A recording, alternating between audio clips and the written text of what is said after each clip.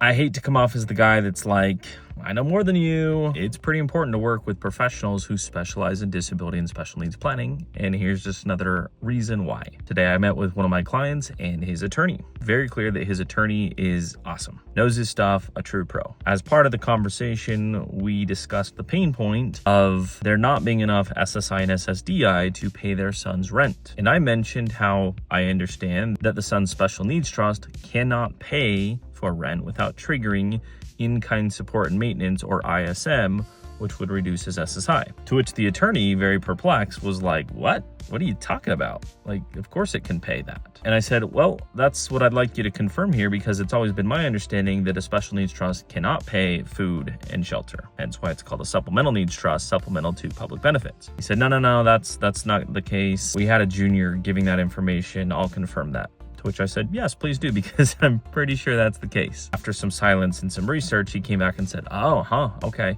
I do see that there's a calculation that can affect the SSI. It's pretty minor. And I said, I do that calculation pretty often. And like, he's actually currently getting a reduction in SSI, which is why we're doing all this planning. And so we don't want to get the numbers back up and then pay rent from the special needs trust, and then the SSI goes back down. To which she said, okay, sounds good. Yeah, let me do some research. Doesn't look like it's too big of a deal, so I'll get back to you. Now, here's the thing. I hate to come off as the guy that's like, I know more than you, or like, this is my lane.